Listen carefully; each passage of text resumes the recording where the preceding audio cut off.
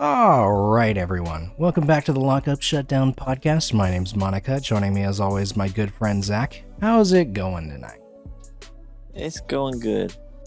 Once again, we finish another NFL week, and we're 1 week closer to the playoffs. So, always an exciting time, and got the cool air breeze settling in, and got our first snow game in the NFL. So, feels like real NFL football now. Winter sure is here. But until winter is here today, we'll highlight some of the top rookies we missed in this week's Rookie Spotlight, determine the most unforgiving position in an organization, and talk about the various curses of the game, including our very own. But first, as always, it's our biggest surprise from the week behind. Zach, why don't you start us off? My biggest surprise will gladly be the game that took place at FedEx Field in Washington, D.C. between the Tampa Bay Buccaneers and the Washington football team. Tom Brady throwing 2 passes to the Washington football team before he completed 2 passes to his own team. And that trend stayed for the entire game. And before you know it, the Washington football team got the win 29-19 and revenged their loss that they had in the playoffs last year. Somehow I wasn't expecting you to say this, and yet at the same time I'm totally not surprised in any way, shape, or form.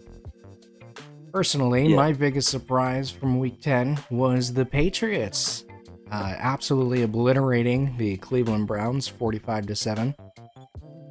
Baker Mayfield had just 73 yards, a touchdown, and an interception before he was unfortunately sidelined for the rest of the game with an injury.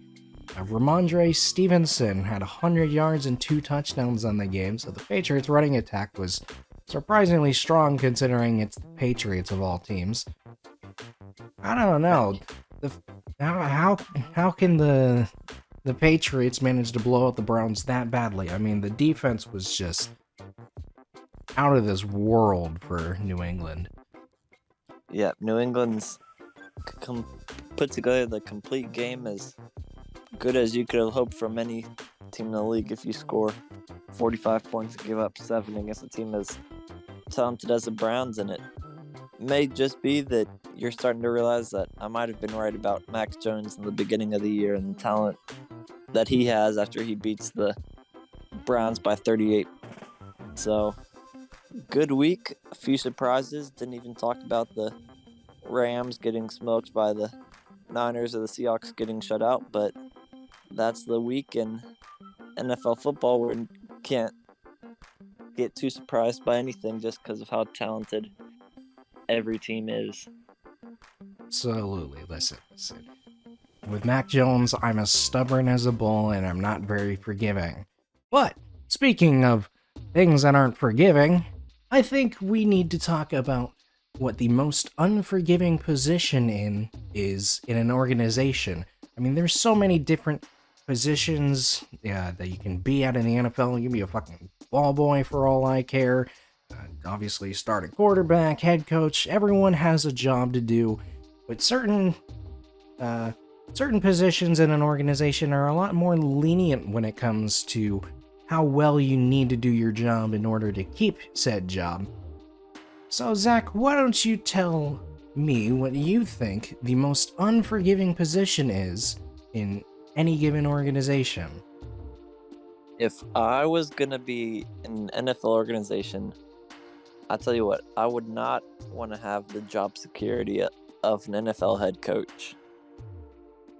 It could be one bad season, and all of a sudden, you're out of your job, and it could be less than a bad season. It could be 5 or 6 games in a row you just get destroyed, and all of a sudden you're in the unemployment line looking for your next job. And I know there might be a few other circumstances that lead to different issues, but between quarterbacks and GMs and every other position, I don't think any of those jobs have as short of a leash as an NFL head coach does on a losing team.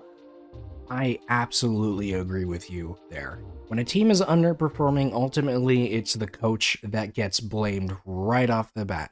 You know, your quarterback might be really bad, but a bad quarterback will still go between two head coaches by the time they realize, oh, hey, our quarterback kind of sucks. A Yep. GM could be there forever. Like, the GMs don't really get punished at all. There's no other position on the field that's probably even as scrutinized as the quarterback, let alone the head coaching position. The head coach is one of the hardest positions to have in the NFL, especially. People were criticizing the Nebraska Cornhuskers of the NCAA for signing Scott Frost to a 7-year extension, same with Jim Harbaugh. But ultimately, you need to trust the process when you have a head coach. You cannot get anything done if you are switching from head coach to head coach to head coach every single season. And this is why the Browns suck so much. Since 2011, head coaches were fired after just a year, and several more were fired after just 2. Yeah, No other position in the NFL has the same expectation of, we need immediate results. Yeah, every other position seems to get at least 2 cycles in before they're on the hot seat, whether it's a GM getting multiple draft classes or a quarterback getting multiple coaches. Everyone seems to get multiple of everything besides the coach, who is sometimes limited to just 1 year. And you've seen that with bad teams. Remember the Jaguars firing their coaches after 1 season, and if you come in and only expect to get 1 year, you're not going to be attracting the best head coaches. And I think speaking of the Jags, their head coach might be gone after 1 year this season, but that's a different story for a different time. And just saying that the NFL head coaches have it rough, and I'm excited that I'm not an NFL head coach. Certainly not yet, but it would be nice to get that pay even for just a single year. Though, I imagine I'd probably succeed in that position, if I'm being totally honest. Yeah, I think my buyout clause would be pretty good. I'd try and work that into the contract, because it seems like everyone's contract seems to get cut short at some point in their coaching careers. Absolutely. Now, I can assure you that whoever is the coach of the Los Angeles Chargers isn't being fired this season, but I'd say they're certainly underperforming. So tell me, Zach, what's the deal with the Chargers' underwhelming season so far? Personally, I think the Chargers have been let down by their defense, and it seems to be the common theme between all the teams that are struggling. You talked about the Chiefs' struggles this season and how bad their defense has been compared to past years, and the Washington football team's defense has been bad compared to last year. So I think the trend continues with the Los Angeles Chargers and their struggling defense after giving up 27 points to the Vikings and 24 to the Eagles, 27 again to the Patriots, 34 to the Ravens, 42 to the Browns. So there's 5 straight weeks where you give up at least 24 points to every single team. And I think that's a big reason why they've found themselves in the losing end of 3 of their last 4 games. Their defense certainly is struggling, and I wonder if they're not all playing at 100%. After all, we've seen that Joey Bosa and Derwin James, their big superstars, are quite injury-prone throughout the last couple of years. Personally, I think that the Chargers are going to completely bounce back from this. I don't think that they're in any lack of talent or anything. I just think that these last few weeks they've been going up against really good teams that kind of exploit their weaknesses, especially when it comes to run defense and whatnot. Ultimately, as they get closer and closer to Week 18, I think we're going to see the Chargers as a playoff team rather than a struggling team. I just think that they need the time to bounce back and figure things out, and I think starting this week, we're going to start seeing a lot of that.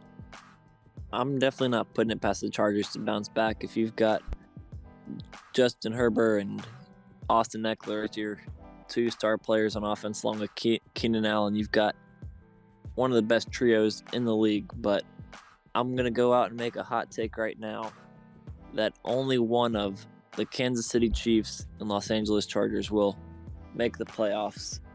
The second place team in that division is not going to make the playoffs. So that is my hot take right now. I can't commit to either one just yet, but what I will commit to is that only one of those two teams will make the playoffs this season.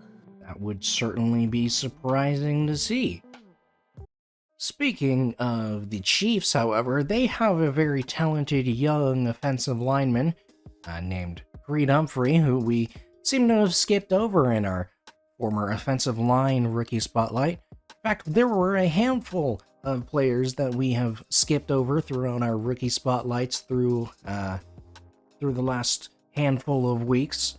So I think it's time for another more miscellaneous rookie spotlight. Like I've mentioned, we'll be talking about Creed Humphrey, but we'll also be talking about Eric Stokes, Javonte Williams, Rondale Moore, and the talented tight end for the Steelers, Pat Freiermuth, if I pronounced that correctly.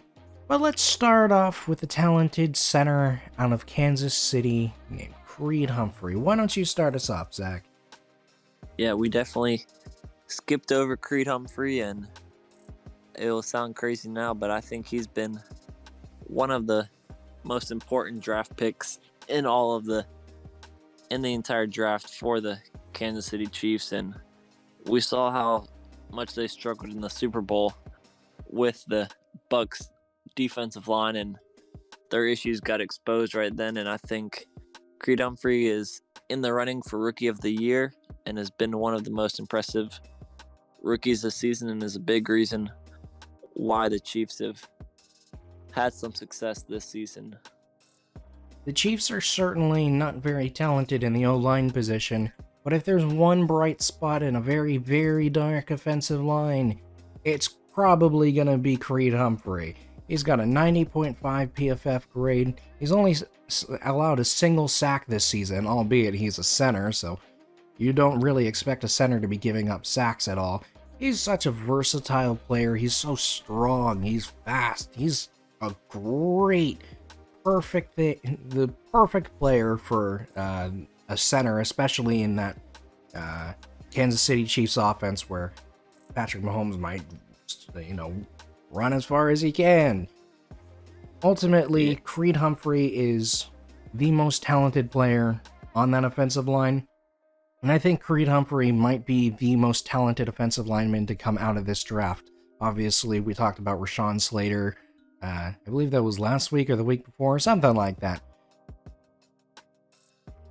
Yeah, Patrick Mahomes can sometimes make the offensive line's job a little bit harder than it might be with a pocket quarterback like Tom Brady, but he's been up to the challenge all season in his rookie season, and I'm impressed with everything Creed Humphrey's done so far this season.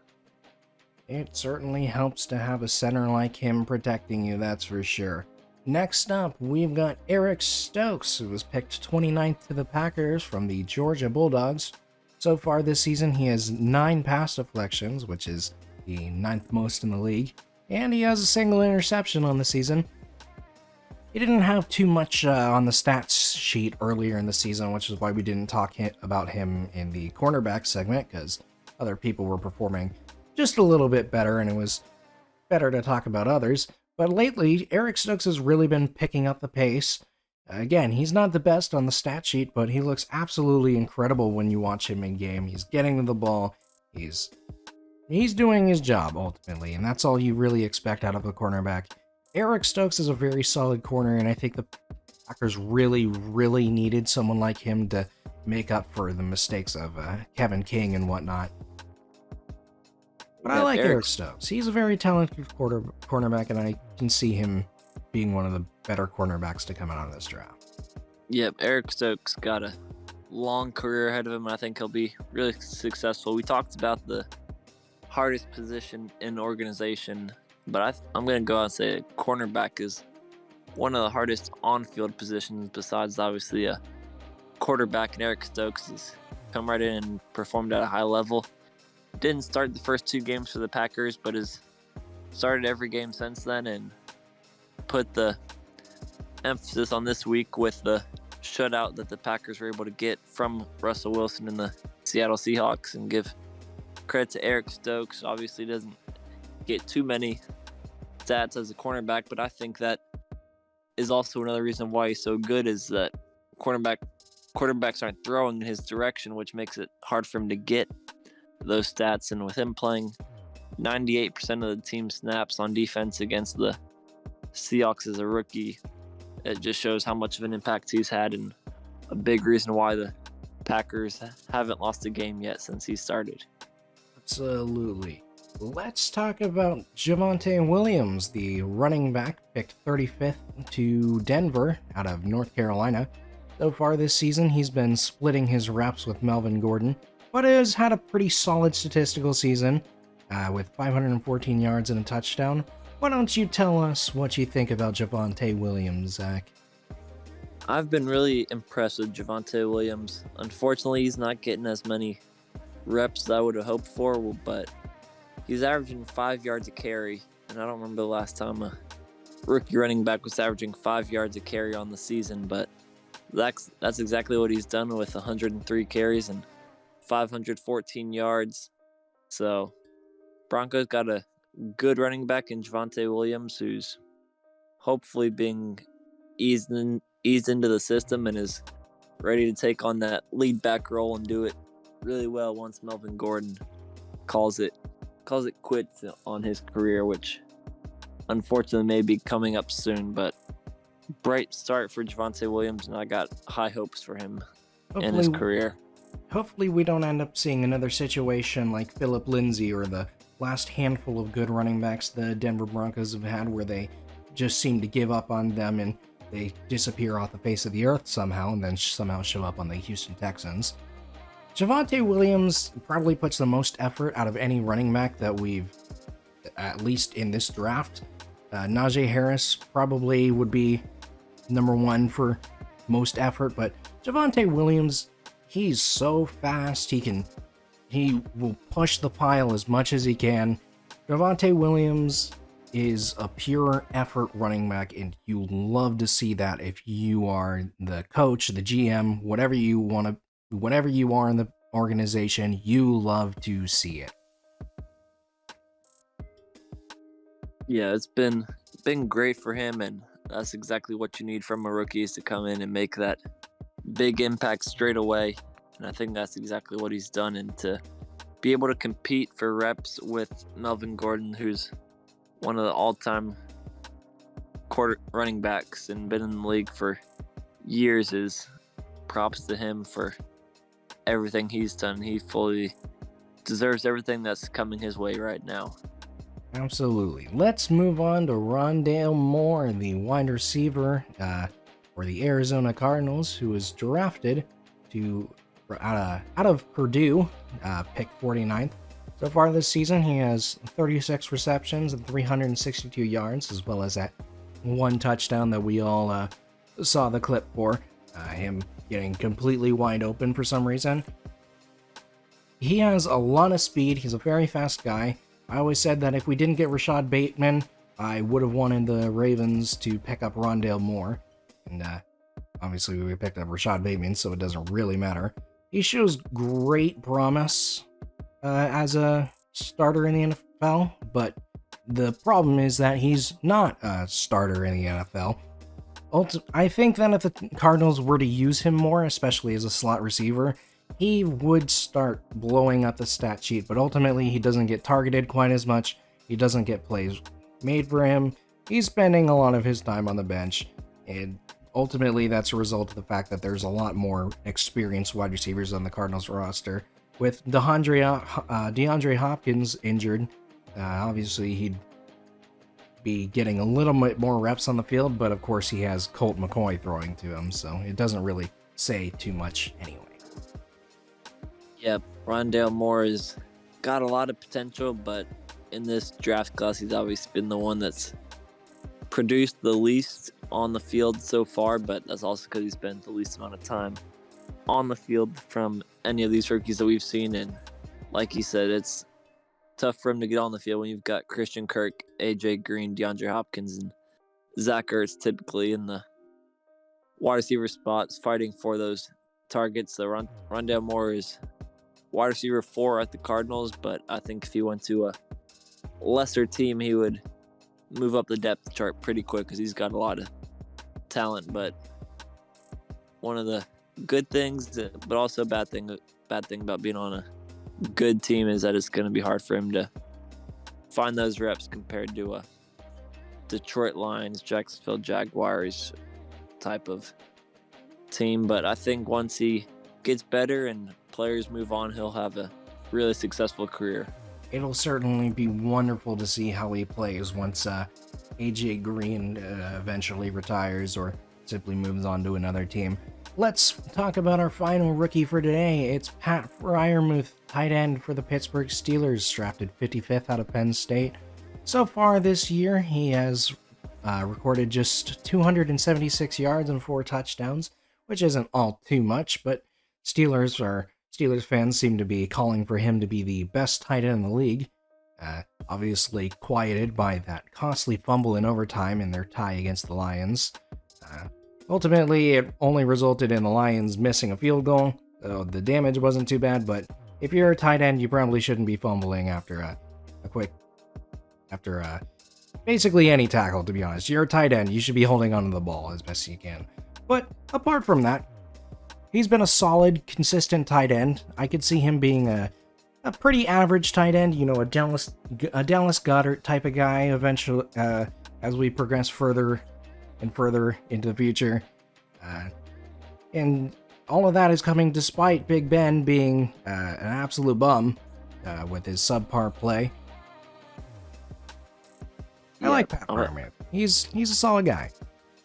I do like Pat Freiermuth as well, and I think the consistency that you talked about is exactly what I was going to say about him as well. He's had at least 4 catches in the last 4 games, including 7 against the Seahawks, as well as 3 touchdowns in those last 4 games. So I think he's finally found that rhythm in the Steelers offense and found what he needs to do and when he needs to do it, and has been a key spot for the Steelers, even though he did have that fumble against the Lions that almost gave the Lions their first win of the season. And I don't think he'll ever end up at the Mark Andrews, Travis Kelce level, but I think he could be a top 10 tight end in the league pretty soon, if not already a top 10 tight end in the league.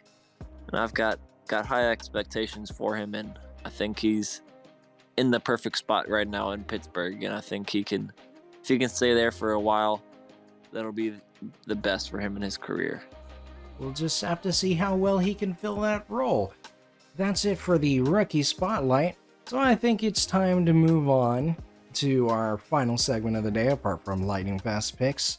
We mentioned earlier that there are a lot of different curses in football. There's a lot of different superstition, people having their own pre-game routines or whatever. And ultimately, there's curses that affect franchises forever, like the Browns and the Lions and whatnot. There's curses that affect different, criteria. Say that you're the team that has the home stadium in the Super Bowl. You're probably not making it, that's for sure. If you're on the cover of Madden, well, you're about to have a very bad season. If you show up on the Manning cast, apparently next week you're gonna have a pretty bad game. Tell me, Zach, what do you think about the various curses of football? Do you think there's some truth in any of them? It's been entertaining, to say the least, of all the curses that have been made up, whether it's the Manning curse or the Madden curse or whatever else you want to say. But my most interesting one has got to be the Detroit Lions and the Bobby Lane situation when he broke his leg, and when he said that the Lions wouldn't win a championship for the next 50 years. Well, we've seen obviously that the Lions haven't won a championship in the last 50 years, and Longer. whether it's Matt Stafford or now it's Jared Goff, for the Lions, they've struggled for years and years, and I can't remember the last time they were good even when they had Calvin Johnson. They seemed to not be able to get out of their own way, and it's hit its climax recently, which is why I may be thinking of it more. But I think the Detroit Lions ending their losing streak still without winning has got to be the most accurate representation of what the Detroit Lions situation currently is, and Bobby Lane has got to be given a lot of credit, or I don't know what you would call it, but Reddit. a lot of responsibility for the situation the Detroit Lions are in, if you believe in the curses that there are. Absolutely.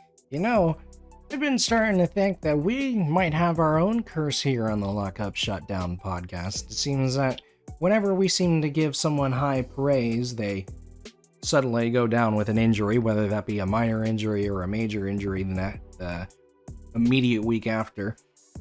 In week 2, we talked about Tyrod Taylor, when we wondered if we underestimated the Texans, and we certainly highlighted him a little bit. He's a very, very talented quarterback. But as a result of us calling him such a very talented quarterback, or not as a result, depending on what you believe, that week he suffered a hamstring injury. In week 3, we mentioned the competition between Derrick Henry and Christian McCaffrey as the lead rushers in the league. Both of them ended up being injured, but in particular, Christian McCaffrey was injured that same week. In week 4, we highlighted Patrick Surtain in our rookie spotlight, and he suffered a minor chest injury that game and was out for a game as a result. In week 6, obviously, we mentioned Darrell Taylor in our rookie spotlight segment, and he suffered that awful injury against the Steelers. Truly amazing. We had a bit of a break between weeks 7 and 9. Then week 10, just last week, we were praising TJ Watt as a future defensive MVP of the league. And what do you know? He's injured. Yeah, unfortunate news for TJ Watt, and I guess we might have a curse going on, and hopefully we've only talked about a few players with the Chargers and the rookies this episode, so I think this will be the week where we got a limited number of players we've talked about, and if one of these players unfortunately gets injured, then I think the curse might end up being real. But I'm gonna hope and pray that we're not best known for having a curse of injuring players on our podcast, so we'll see what's going on. But yeah, obviously the Madden football cover curse and the Super Bowl home field advantage curse have been broken recently, I would say, but there's still plenty of other ones that are being made up by some conspiracy theorists every day, it seems like. Well, let's So certainly... we'll see what the next one is, but I think the Lions one was one of the most well-known and interesting ones, and obviously I guess we created our own curse when we created this show. Well, let's certainly hope that we can break that curse soon, and hope that we don't ever have to see the Lions break their curse. I think we need a laughing stock of the league. It's time to wrap things up with our Week 11 lightning fast picks. Let's jump right into it. Thursday Night Football, it's the New England Patriots and the Atlanta Falcons. Mac Jones, New England Patriots, hard to bet against them after the performance this week. I'll take the Patriots. It'd be really funny to see another 28-3, but you've got to give me the Patriots on this one. The Falcons just aren't that talented of a team at all. Next up, we've got the Colts and the Bills. What are you thinking, Zach? This will be a really good game. Carson Wentz will get a good test from this Bills defense, but I think it'll be too much for him, and the Bills will come out the winners of this game.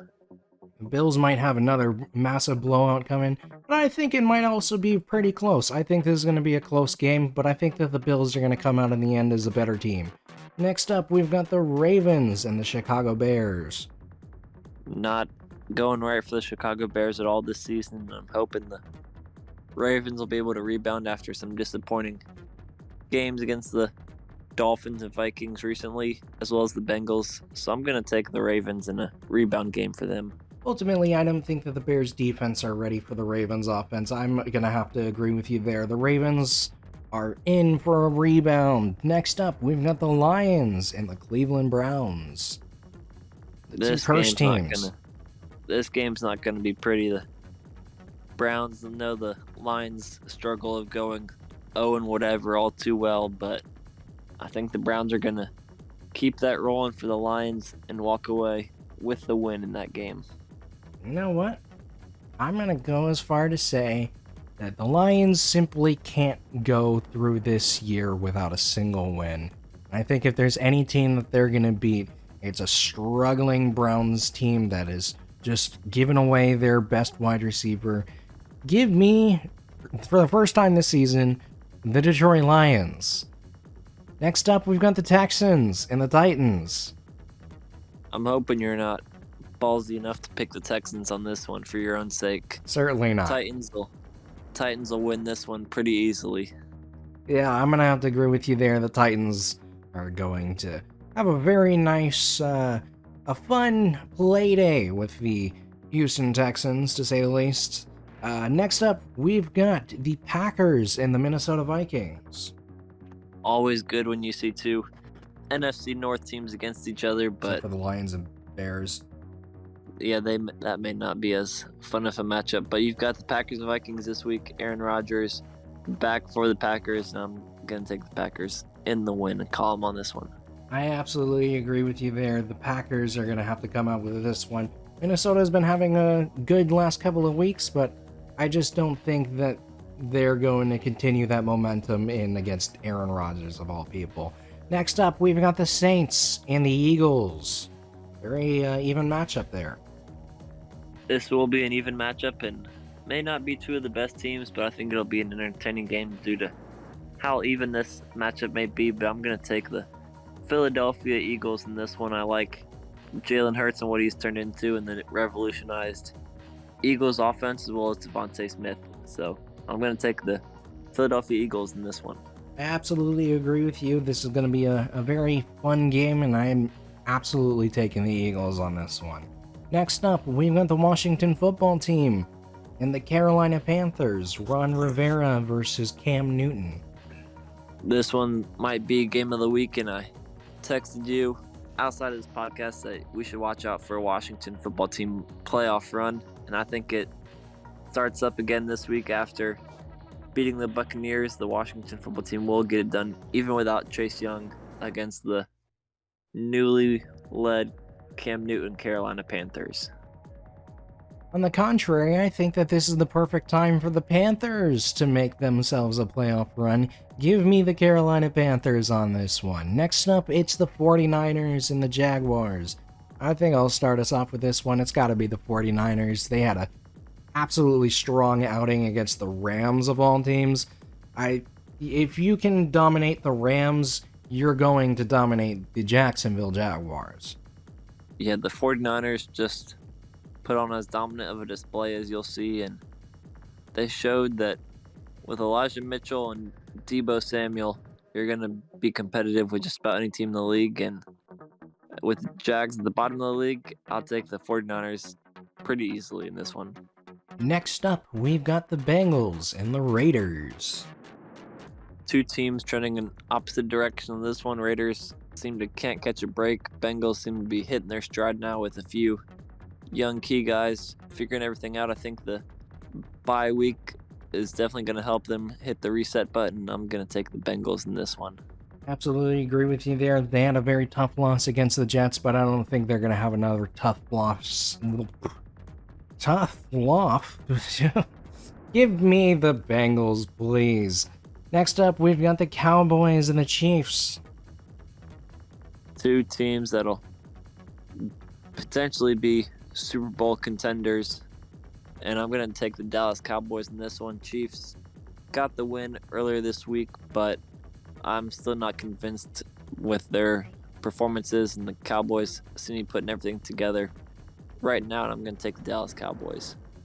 I agree with you there. I think we're gonna see the Dallas Cowboys bounce back after a tough loss against the Broncos a few weeks ago.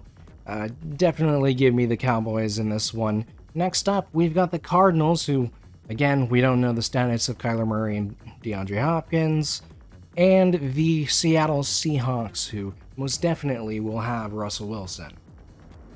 Yeah, this one will be important to see whether Kyler Murray plays or not, but I'm going to assume that Kyler Murray wouldn't play. Based on everything I've seen, I'm going to take the Seattle Seahawks in this one, rebounding off their 0 points against the Packers. They come away with a surprising win against the 8-2 Cardinals. I just don't think that the Seahawks have the pass defense to deal with the Arizona passing offense. I'm going to have to give it to the Cardinals, whether it's Colt McCoy or Kyler Murray or Strebler, and anybody starting at quarterback. I don't care if it's you starting at quarterback, me starting at quarterback, or a god starting at quarterback. Give me the Cardinals for this one. Next up, we've got the Steelers and the Chargers. It's going to be a good one, but I like the Steelers a lot, and I was talking about the Chargers' struggles earlier this season, so I think the Steelers rebound from a unfortunate tie against the Lions and come away with a win in prime time against the Chargers. I think that this one's going to be the exact opposite. It's going to be the Chargers rebounding after a tough last few weeks, and I think that this is the perfect game for them to rebound on. Give me the Los Angeles Chargers. Finally, it's Monday night.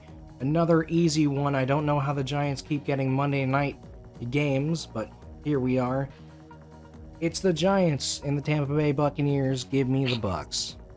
Yeah, talk about curses. We know the Eli Manning, Tom Brady curse all too well, and Eli Manning will be in the broadcast booth for this one, luckily for Tom Brady, and I'm going to say Tom Brady will walk away with the win after they beat the Giants. Alrighty, and that should just about do it. Another week down in the books. How are we feeling, Zach?